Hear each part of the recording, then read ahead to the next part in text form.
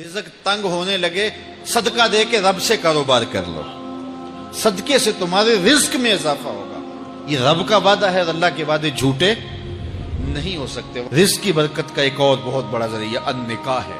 فرمایا اگر تم نکاح کرو گے، تم فقیر ہو وہ تمہیں غنی کر دے گا۔ لوگ کہتے ہیں بچہ پیروں پہ کھڑا ہو لے تو پھر نکاح کریں گے۔ اللہ کہتا ہے تم نکاح کرو، ہم پیروں پہ کھڑا کر دیں گے۔ ہمارا فلسفہ اپنا ہے، اس کا حکم اپنا ہے۔ وہ کہتا ہے ابھی تو یہ اپنے لیے نہیں کماتا، تو جو آئے گی اس کو کہاں سے کھلائے گا؟ میاں جس نے آنا ہے اس نے اپنا رزق لے کے آنا ہے۔ تو بچوں کی شادیاں کرو، اگر وہ جوان ہو گئے رزق نصیب ہوگا۔ اپنے اہل خانہ کو نماز کے حکم دینے سے رزق بڑھتا ہے، کیونکہ جو صبح کا وقت ہوتا ہے یہ رزق کے بٹنے کا وقت ہوتا ہے، اور جس گھر میں صبح کے وقت لوگ سوئے ہوئے ہوتے ہیں وہاں بے برکتیاں ہوتی ہیں۔ تو طلوع فجر سے لے کر کے طلوع آفتاب تک اپنی اولاد کو، بیوی کو، بچوں کو نہ سونے دیں۔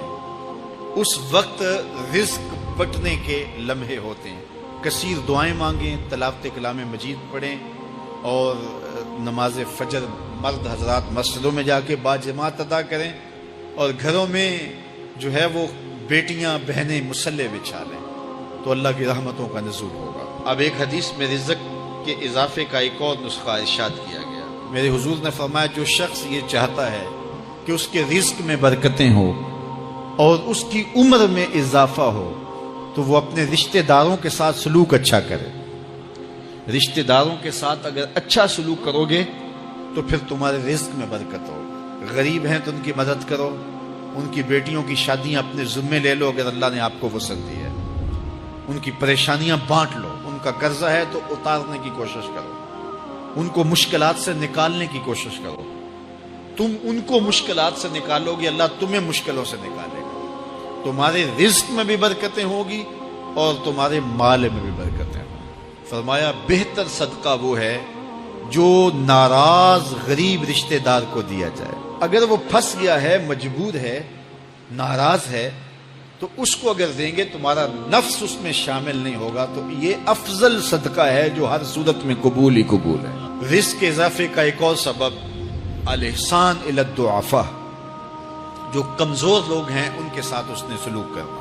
الانفاق علی طلبۃ العلم، طالب علموں پہ خرچ کرنا، یہ بھی رزق میں اضافے کا سبب اور ذریعہ ہے۔ وہ حضرت بابا فرید نے کہا نا چھٹا رکن دین کا روٹی ہے۔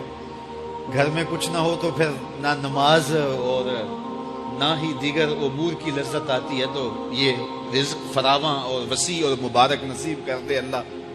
تو اس کے لیے ایک اور وظیفہ میں دیتا ہوں، اور وہ یہ کہ مغرب کے بعد 21 مرتبہ سورۃ الکوثر پڑھ لیں، کثرت ہو جائے گی انشاءاللہ۔ اول خدوشی پڑھ لیں، 5-7 منٹ لگتے ہوں گے، تو سورہ کوثر 21 مرتبہ روزانہ مغرب کی نماز کے بعد پڑھیں۔ اور اگر بہت زیادہ مسائل ہیں تو ہر نماز کے بعد پڑھ لیں، تو انشاءاللہ آپ دیکھیں گے کہ گھر میں برکتیں اترتی محسوس ہوں گی، انوار کا نزول ہوتے محسوس کریں گے۔ تو یہ وہ رزق کے اسباب ہیں، اگر ہم